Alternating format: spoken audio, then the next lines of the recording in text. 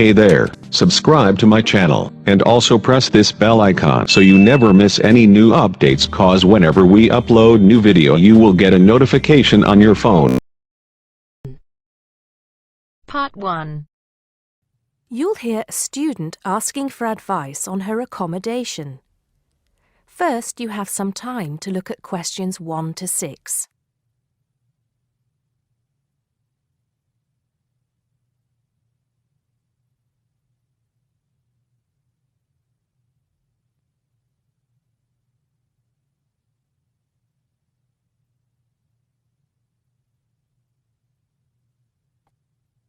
Now we shall begin.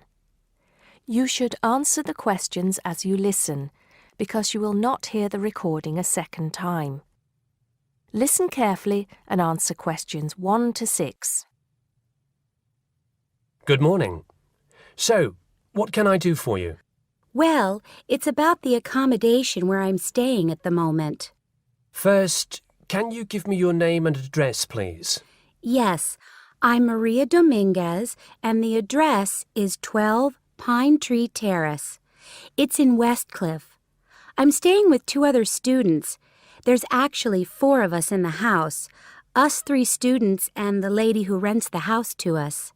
So, is there a problem? Well, there are a few, actually.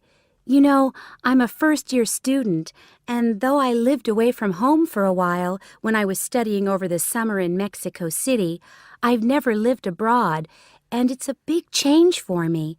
The course is tough, but that's not the main difficulty. I'm coping with that up till now, anyway. The accommodation was arranged for you by our office, wasn't it? It's a nice place by the sea. Okay, but it's difficult. There are only a few buses, and it takes about 50 minutes. It's just so far away, and there's no way I can get back if I want to stay on after 7. And also the other thing is, there's nothing to do there. It's basically just a village. All my friends stay on campus. What about the girls you live with? Do you get on with them? Well, when I see them, but one of them is hardly ever there. Mostly she stays in a house with friends. They've got plenty of extra space, you see. The other girl is quiet as a mouse and hardly ever leaves her room. The landlady's friendly enough, though a bit forgetful, and she doesn't keep the place very clean. I don't have any real problem with her as a person, though. I understand it's rather far away. So I suppose you'd like us to find you a place in the halls of residence or closer by in the town. That would be good. You did say in your brochure that most first-year students are offered a place in halls. I think it actually said final-year students have priority there. They need the library facilities more for studying for their finals. Before you hear the rest of the conversation, you have some time to look at questions 7 to 10.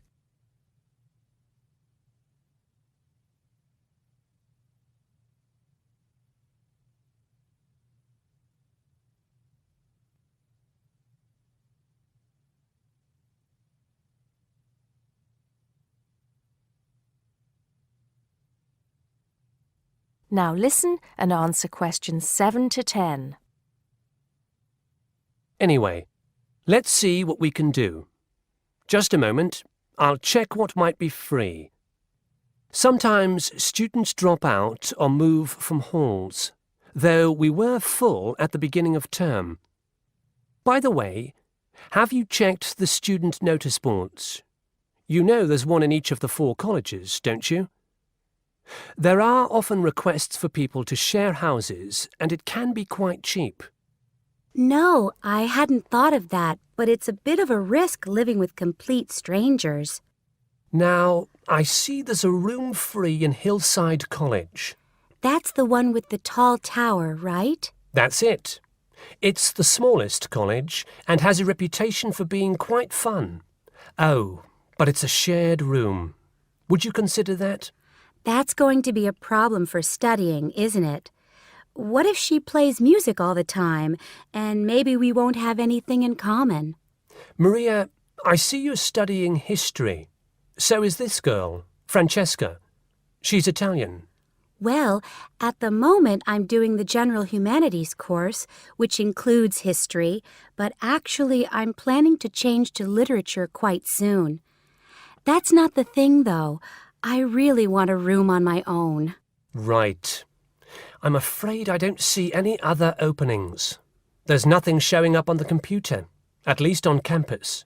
Well, if I have to stay where I am now, I'm going to find it more and more depressing. Here's one more thing we can try. The university owns several places on the Thanet Road and also by the West train station. Both of these are about a 20-minute walk down the hill. They're not the newest of buildings, but I could check for you. Can you come back tomorrow? Oh, no, that's Saturday. What about Monday? Yes, sure. I'd really appreciate it if you could do something for me. Let's hope so. That is the end of part 1. You now have half a minute to check your answers.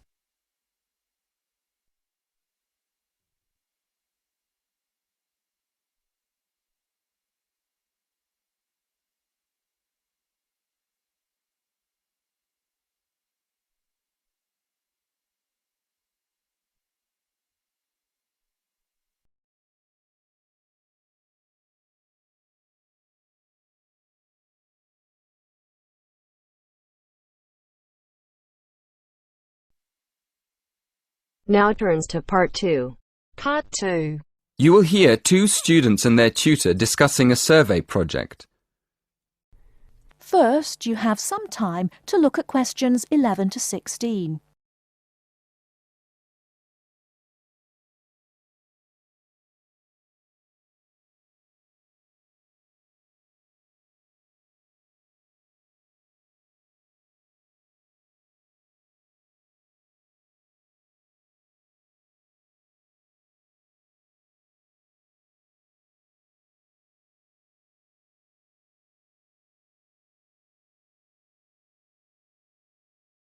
Now, listen carefully and answer questions 11 to 16.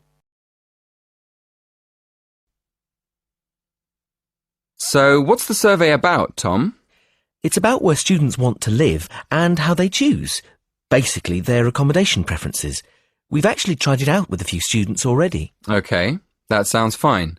So, to start with, how many questions have you got? 20? Is that too many? Yes, it is, really. People get fed up answering lots of questions and they stop thinking about their answers. Right, so we need to think about that again. What do you think of the first 3 questions? You want to know what affects students' choice of accommodation when they go to university? Yes, we want to find out which has the most effect. The cost, the number of rooms in the house or flat, or the distance from campus. And then we asked another question. Oh, yes? What else did you want to find out? Well, we wondered whether public transport was important. You know, not many students have cars, so it might be quite important for them to be near somewhere where they could catch a bus or train. Yeah, that's a good question.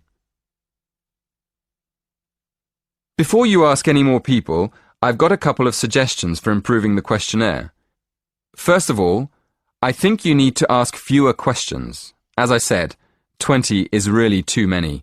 I'd cut it down to 10 if I were you. Okay, 10 questions only. And is there anything else you think we should do? Well, yes. Some of the questions are actually quite complicated. I think you should make them clearer. I think they should be easier to understand. And what do you think about asking more questions about cost? No, I don't think you need any more about cost. But you could ask a couple more questions about the reasons for students' decisions. So we should ask some more questions with why. Yes, I think you'd get quite a lot more information if you did that. Thank you. Before you hear the rest of the talk, You have some time to look at questions 17 to 20.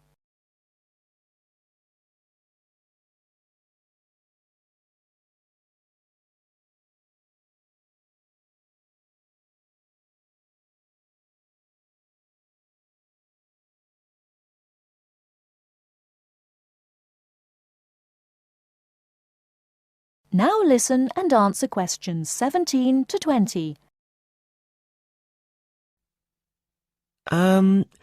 We've already got some results from our first questionnaire. Do you think we could use them? I don't see why not. What have you found out so far? Well, the number of rooms was only important for 16% of the people we asked. It looks like a lot of students are quite happy to share a room, and even fewer people were concerned about being near a bus stop. Only 10%, in fact. I'm surprised about that. But what about the distance from the university?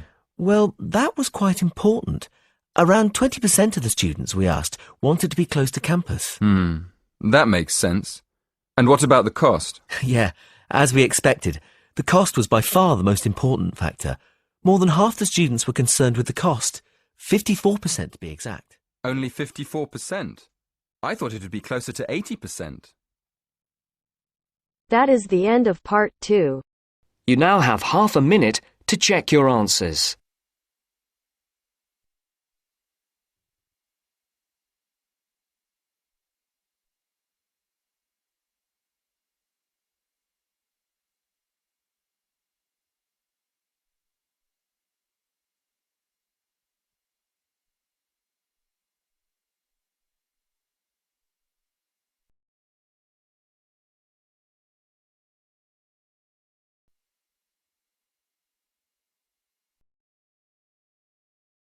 Now turn to Section 3. Section 3. You will hear a dialogue between two students, David and Jim. First, you have some time to look at questions.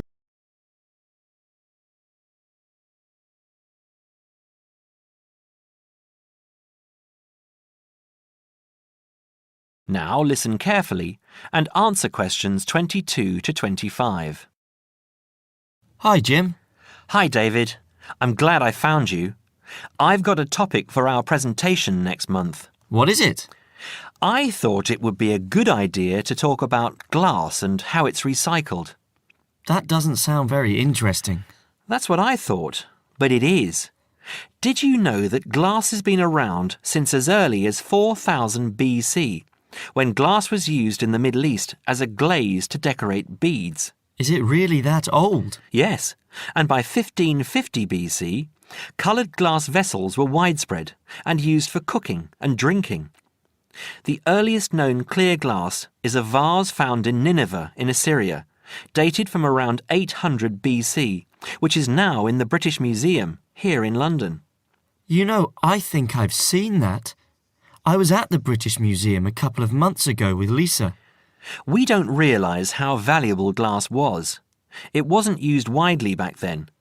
Until the 18th and 19th centuries, glass was very expensive and was used for limited applications, such as stained glass windows for churches. Large-scale glass manufacturing began with the Industrial Revolution, with the mass production of glass containers beginning at the onset of the 20th century, and glass light bulb production automated in 1926. How expensive? I don't know. But nowadays glass is much less expensive and is taken for granted as a packaging material, in addition to its use in windows and other applications. Do you know what glass is made from? New glass is made from a mixture of 4 main ingredients: sand, soda ash, limestone and other additives. These additives include iron for colour, brown or green, chromium and cobalt for colour, green and blue respectively, lead to alter the refractive index, alumina for durability, and boron to improve the thermal options. Annually, total glass use in the UK is estimated at around 3.6 million tonnes. Before you hear the rest of the conversation, you have some time to look at questions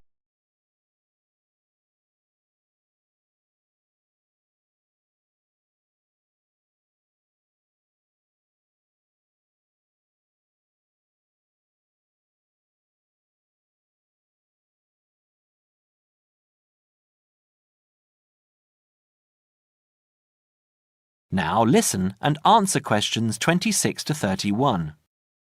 You're kidding. That's phenomenal. What do we do with all that glass? Where does it go? Using present technology, the UK glass industry has the capacity to recycle over 1 million tonnes of glass each year. And this, coupled with the material's unique ability to be infinitely recycled without compromising its quality, creates a compelling case for the recycling of glass. Despite this, glass makes up around 7% of the average household dustbin, and last year over 2.5 million tonnes of this material was landfill. How can glass be recycled? It can be recycled indefinitely as part of a simple but hugely beneficial process, as its structure does not deteriorate when reprocessed. In the case of bottles and jars, up to 80% of the total mixture can be made from reclaimed scrap glass, called cullet. What's it called? Cullet. C-U-L-L-E-T. Cullet from a factory has a known composition and is recognised as domestic cullet. From bottle banks it is known as foreign, and its actual properties will not be known. Recycling 2 bottles saves enough energy to boil water for 5 cups of tea. You know, I wouldn't mind a cuppa now. Did you know that recycling reduces the demand for raw materials? There is no shortage of the materials used, but they do have to be quarried from our landscape, so from this point of view, there are environmental advantages to recovering and recycling glass. For every tonne of recycled glass used, 1.2 tonnes of raw materials are preserved. Recycling also reduces the amount of waste glass which needs to be used as landfill. I know. It's a social conscience we all need to have. Taking part in recycling the waste we produce makes us think about the effects we are having on our environment and enables us to contribute towards a greater level of sustainability. It's not all about economics, you know. I'm sure you're right, Jim. That is the end of section 3. You now have half a minute to check your answers.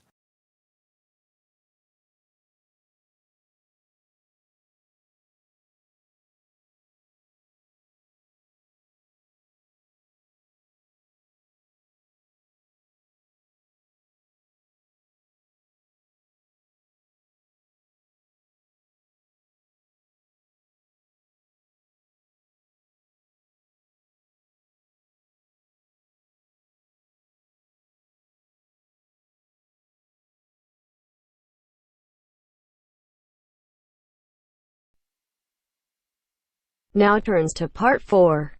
Part 4. You are going to hear a talk about the English pubs. As you listen, complete the notes below.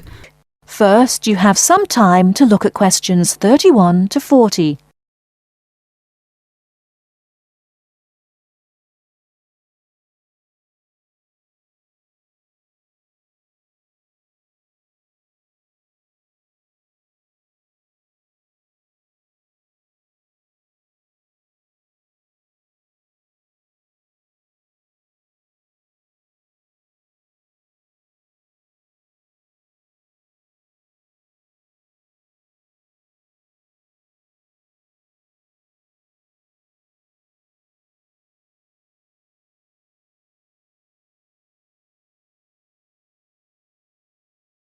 Now listen carefully and answer questions 31 to 40. In English pubs, the food is usually plain but of good quality. In fact, to taste good, traditional English food, you would do well to visit a reputable pub. Many businessmen habitually have lunch in a pub near their office. In the country, the pub is often part of an inn where you can put up for the night. The Englishman's favourite drink is beer. There are 3 different methods of serving beer in Britain. As you'd expect, some beer is served in bottles. Beer that comes from a tap is called draft beer, and there are 2 different methods of serving it. Keg beer is served with modern method, which uses a gas called carbon dioxide, and traditional draft has no gas in it, and a pump is used to pull the beer up the pipe and out of the tap. Keg beer is served colder than traditional draft. It's easier to look after, and some keg beers are sold almost everywhere in Britain. This means that you can always have exactly the same drink in any pub that sells a particular keg beer. Traditional British beer is probably quite different from the beer in your country. It has no gas in it and it's not served very cold, but this is not a mistake. Traditional beer drinkers will tell you that this allows you to taste the beer better.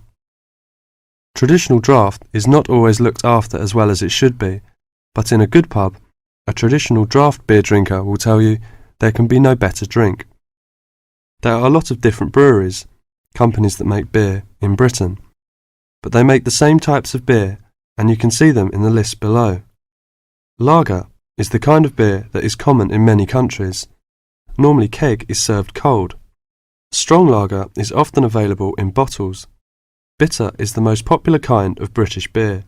It tastes slightly bitter and can be keg or traditional draft. Most pubs have more than one kind. Guinness is a thick, almost black, bitter-tasting Irish beer. Pale ale is less strong and a bit sweeter than bitter and often is keg. Mild is a fairly sweet beer, often dark, not as strong as bitter. It can be keg or traditional. It cannot be found everywhere. Bottled beers are sometimes served cold. There are several kinds available. For example, light ale like pale ale. Brown ale is a brown, often rather sweet beer. Stout is a very dark beer. Law regulates the pub's opening times. Local variations are possible, but usually a pub is open from 11:30 to 3 o'clock, and from 5:30 to 10:30 or 11 o'clock. Betting is forbidden in pubs.